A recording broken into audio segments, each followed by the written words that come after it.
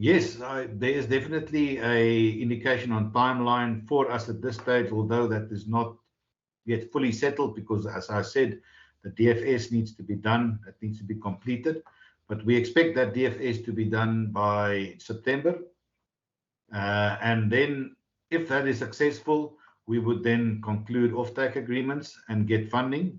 We do not expect the cost of capital to be high. We expect it to be in the vicinity of about $10 million, and that it will have a very short payment of payback, less than a year, but that's just an expectation. We'll see what the DFS says. And then if everything goes well, we could be in production by end of next year and generate free cash flow. The other projects, Bitterwasser, there we have a number of milestones in the development of this project that's important to consider.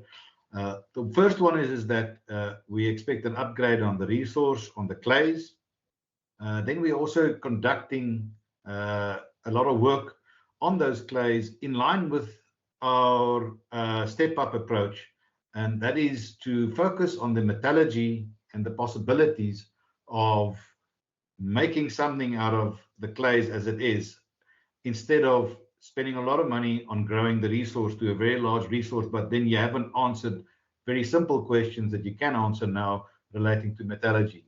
So one of the questions that we intend to answer is to look whether it's possible to make a concentrate from the clays. And why is that important? Is that if many companies are taking the clay, the entire packages they have, because they cannot separate it at, let's say, a grade of 850 or 900 ppm, and putting that through a leach plant.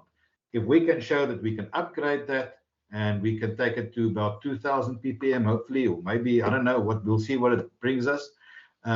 Then what it means is that you're using less reagents, you're using less acids, and that makes it more operationally effective, and then also, or efficient rather, and then also reduces the cost of capital as well. So that then also could point very quickly to something that's meaningful. And then we have our target resource already, in the sense that it's not a York target resource, it's a target resource which we expect to achieve, because the existing resource that we have is covering only 19% of all the pans, and that is 5% of the pans.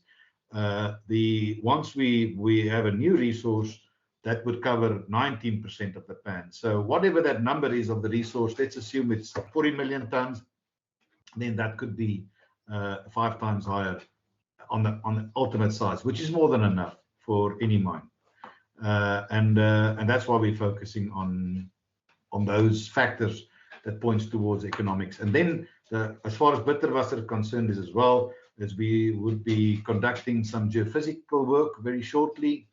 That would then identify hopefully some more areas where concentration and entrapment of the brines, the lithium-rich brines, have occurred, and that will then, a second step will then to be drilled to drill those geophysical anomalies and to see what the situation is with lithium mineralization in that and boron mineralization.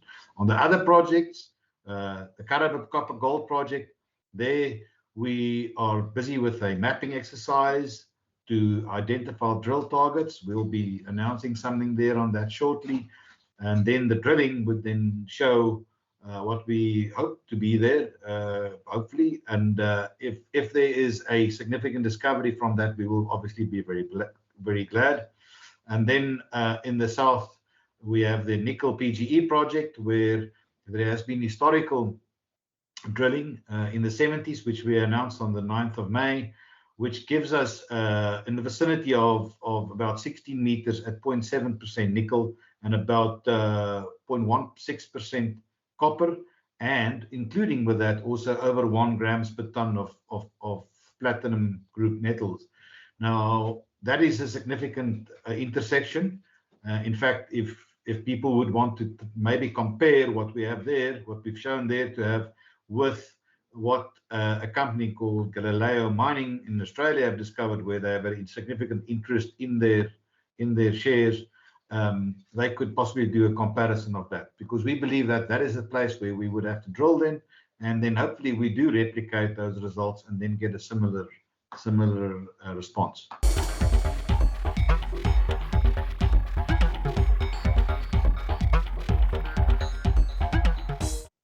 Yes, I know Philip's project is Karabip, gold and copper, and not because he doesn't like my project. In fact, he likes my project a lot. Mine is Bitterwasser. The reason why Philip is excited about Karabip is because it shows up a lot of promise from the results that we had previously there. Very high values in copper, very high values in gold, and it's right next to or in the same geological environment, at least, than two existing operations, one of which is a mine, the other one which is on its way to become a mine. So it's in the right place, in the right area. I'm excited about the Bitterwasser lithium project, and simply because it offers so many levels of promise, speculative appeal, but also underpinning a value. I think that the clays will ultimately end up to be a significant resource. Whether it will be a easily processable one, that we will see as time goes along. But from where I can see lithium is going worldwide, I think anything that works, it makes good money, and not at the levels that we are now. I think we're going to see a drop in the lithium price to levels that are not too far away from where it is, but still a drop.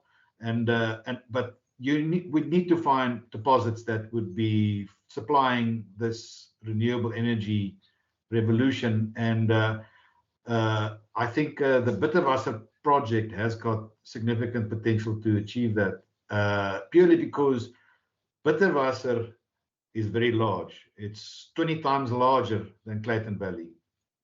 It's got all the qualities of a brine and clay basin. In fact, we already know these clays, there are lithium in the clays. It's got the right source rocks. It's got geothermal activity. It's got the basin structure, which comes from the right geology. It's in an arid environment where precipitation is less than evaporation, which causes concentration. We know there's boron in the brines because previous results have shown that, and boron is associated with these deposits. The only thing that we need to find are significant entrapment sites, and to show that it's got lithium. And if you consider that the size of the permit is 20 times larger than the Clayton Valley Basin, where obviously significant discoveries have been made and highly valuable companies are situated, the speculative appeal on Bitterwasser is very promising.